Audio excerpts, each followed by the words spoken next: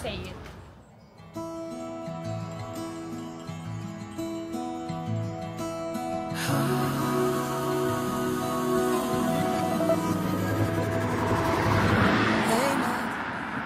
Welcome sa aming another day, another blessing.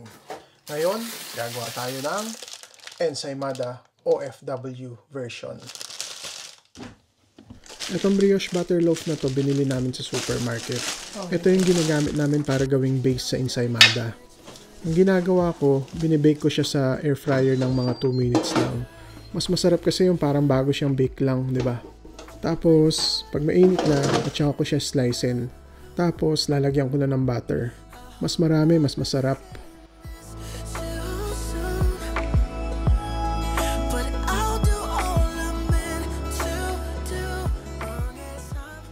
And then, grated cheese. Maraming marami.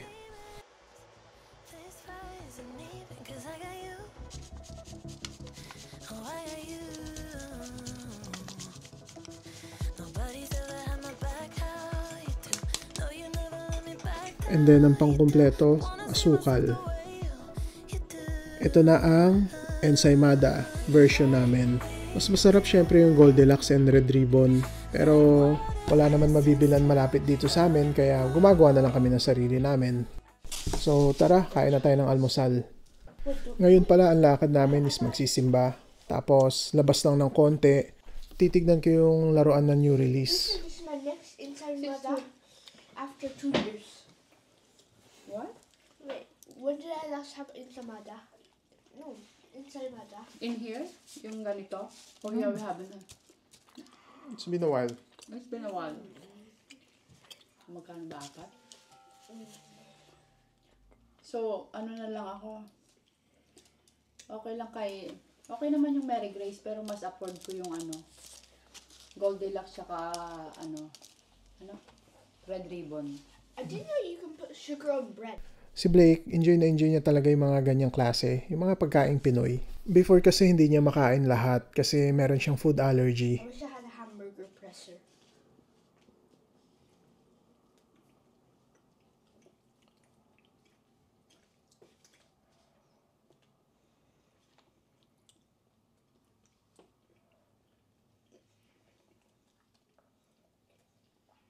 So that we can... Oh. Okay. Yes. So we're all done. Meron pang naiwan na pang merienda mamaya siguro. Ako isa lang. Isang Ako, sas lang, pero masyadong Isa't kalahati. Blake, 2. Paborito kasi yung ensaymada. So, simba muna kami. See you later, alligator. In a while, crocodile. Okay, see you after church. See you after church, yes. We're going to walk in. No, we're not going to walk in.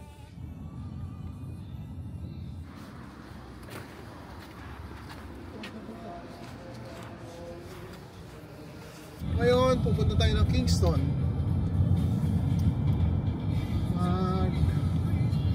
Titingin-tingin ulit, then uwi kagad kasi magluluto pa kami ng aming pagkain. Pero mamalengke kami ng masarap na mga Gulay? Gulay siguro. Hindi, okay naman na yung gulay. Angela, what are you looking for? What are you looking up to in entertainer? Oh, basketball. Yeah. Guess where we are? Another day. Another gastos. Another gastos. Another Blakey gastos. I can't see your face.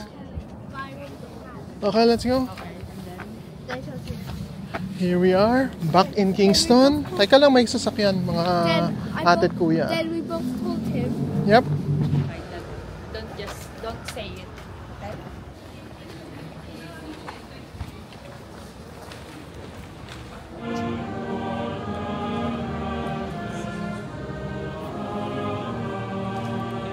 Remembrance Day pala dito sa England, kaya nag-participate lang kami konti sa ceremony nila. Then after, dumiretso na kami sa TK Maxx. Dito tumaintain kami ng mga Christmas decorations kasi may bago silang mga stock. Last week kasi wala. So ngayon is tumaintain kami pero medyo mahal, kaya pass kami. Ayan oh, topper, oh.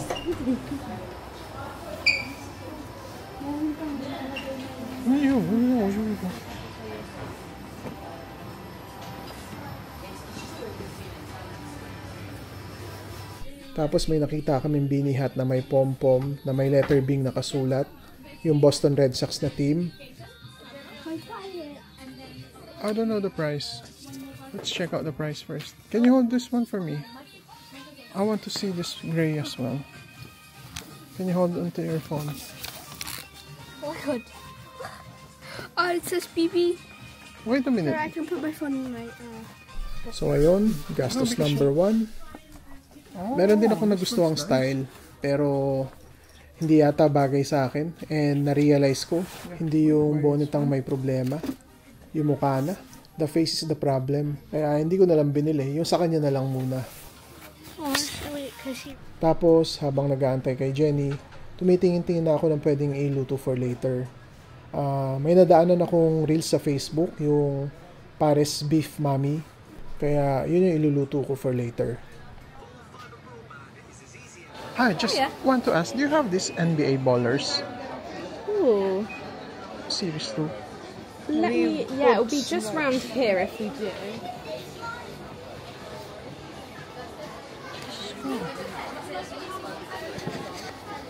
Oh, series 2. Yes, NBA that's the one. ones?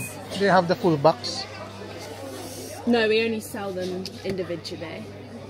So, So you're welcome to... take it all. I assume so, yeah. Do you want me to grab you a basket? And after nga sa TK Maxx, dumiretso kami dito sa toy shop. Hindi nyo lang nakikita sa video pero grabe yung nosebleed ko dyan. Anyway, meron sila nung hinahanap ko. And kinukulek ko yung mga yan kaya binili ko na.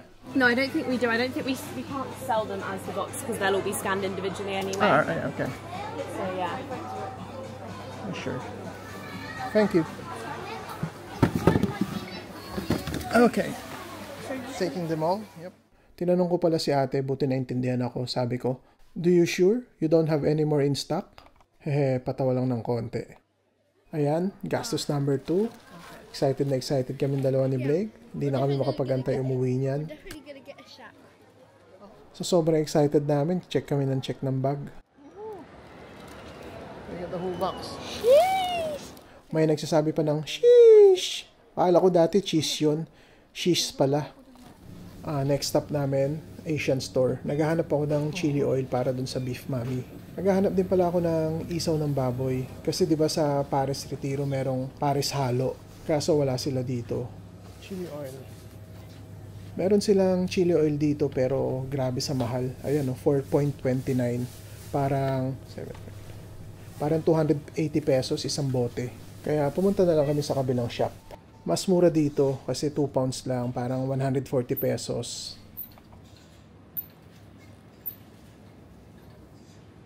Na yun, pauwi na kami. Hindi na kami nag-lunch dito. Si Blake sa bahay nakakain. Tapos kami ni Jenny, mamaya na lang ng dinner. Yung iluluto ko na pares and beef mami. Let's go! I think the headboard is the one that headboard. Cardboard. Bahay na kami. Andito na si Boy. Boy, another day, another home, another gastos. yeah. So kanina nga habang inaantay namin si Jenny na mimili, may nadaanan ako sa Reels. Beef pares, mami. So, trinay kong hanapin yung ingredients niya pero wala dun sa Reels kaya naghanap ako ng YouTube video. So, ito yung nakita ko. Yan. Yan. Kompleto na siya. Ito nakalimutan ko sino to. Get Cooking. So, ito yung mga ingredients niya. So, ito binili ko na kanina to. Ito napakuluan ko na ng 5 minutes to. Para maalis lang yung mga itim-itim niya. And then, ito nabili ko naman na lahat. Pero ito, may nakita lang ako kasi medyo mura kanina. Kaya, idadagdag ko to, bone marrow. Pero ang problema, hindi ako marunong magluto niyan. Hindi ko alam kung isasabay ko ba yan dito sa beef or mabilis lang lutuin yan. So, mali pala ako.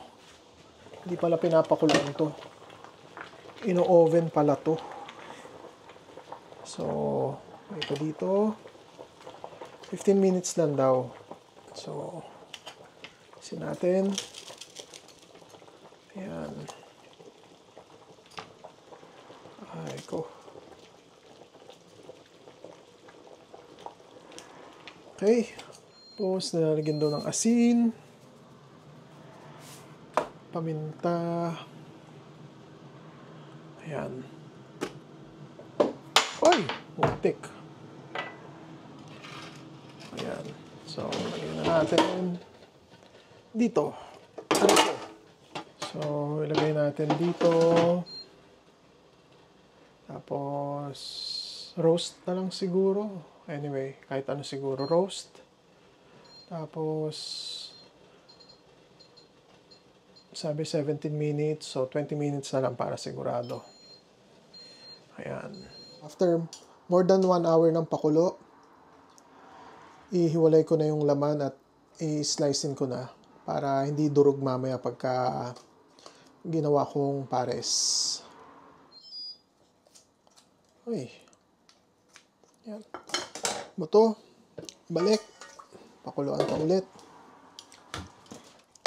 Tapos this time, gagawin natin slicing siya. Parang cube.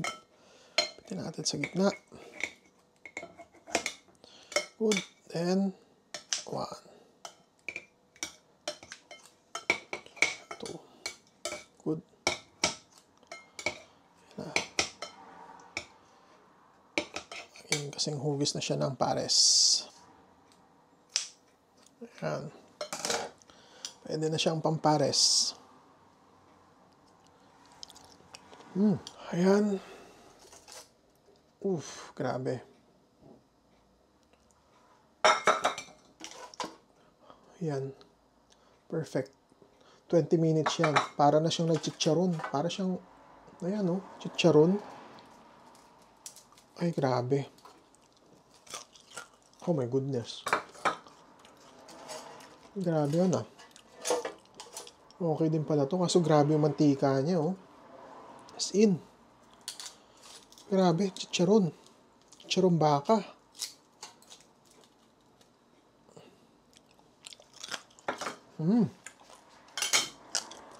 Up. So next na gagawin is maggisa sibuyas, bawang, luya ba? Luya yata, hindi ko alam. Tapos ilalagay na yung yung beef. Hataw tayo.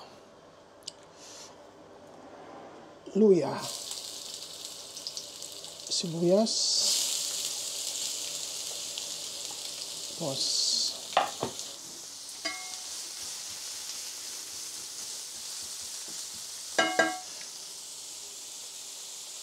bawang.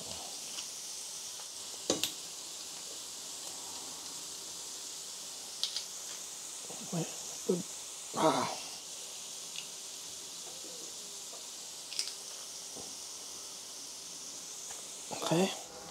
So, lagay na to. Good. Tapos, star anise daw. 1. Gawin natin 3 siguro. 2. 2 kalahati. Anong after star anise? Ano yun?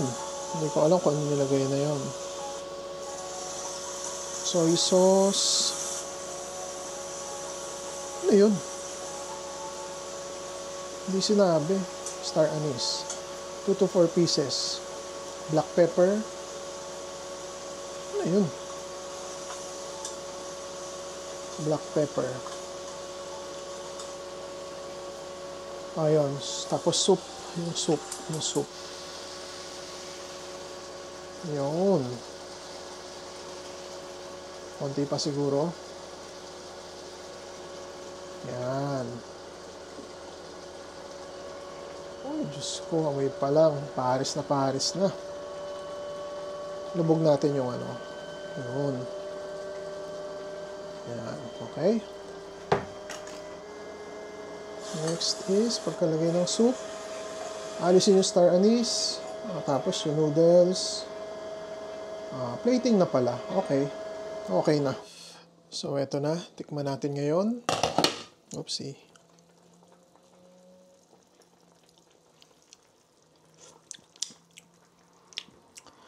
Hindi ko pa pala nalalagyan ng asukal. Teka.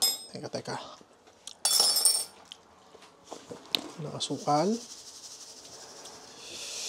Hindi kasi nakasabi doon sa video. Or baka meron, nalampasan ko lang. Anyway. Ito yung asukal lang para hindi masyado matamis. Pa natin ulit.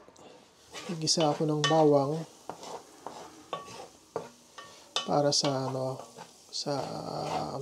tawag doon, fried rice. Nilagay ko na pala yung kanin. Yan. Tapos inalis ko na rin yung kalahati ng bawang. Yan.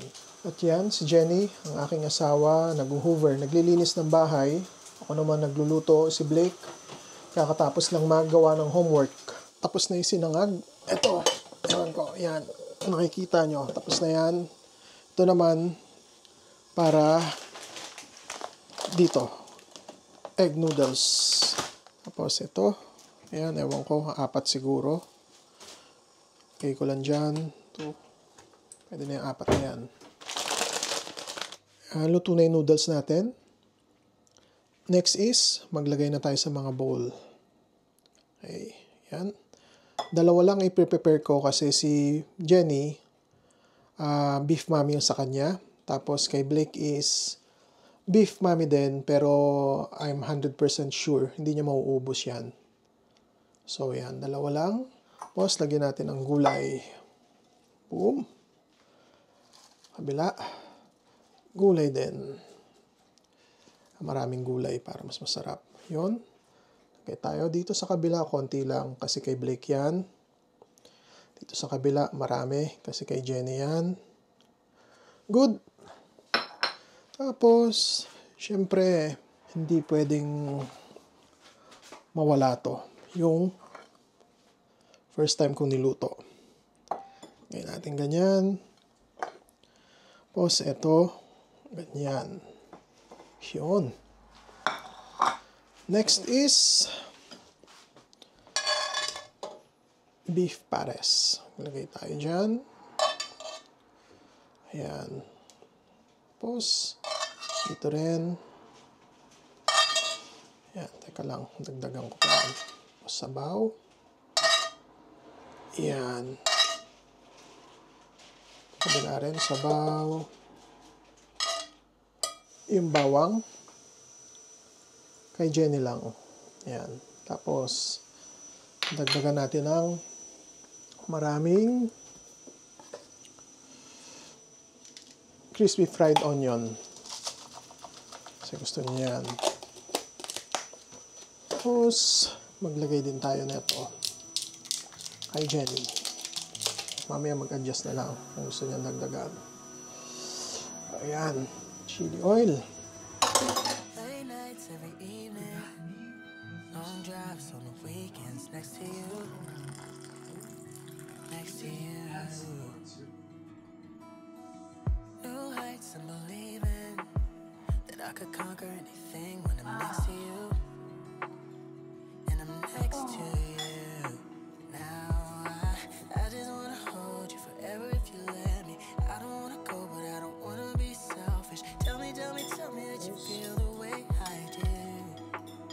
Lagyan natin yung sauce.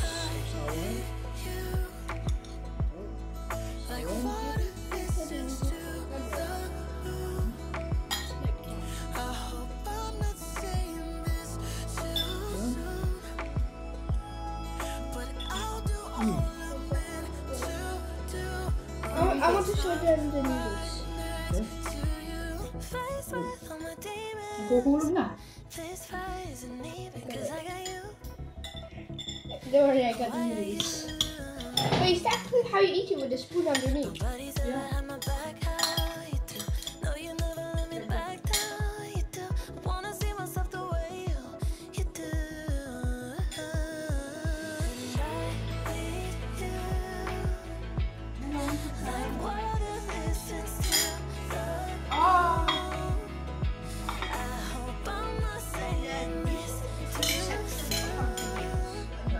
So, salamat sa panonood and sa aming another day, another gastos. See you.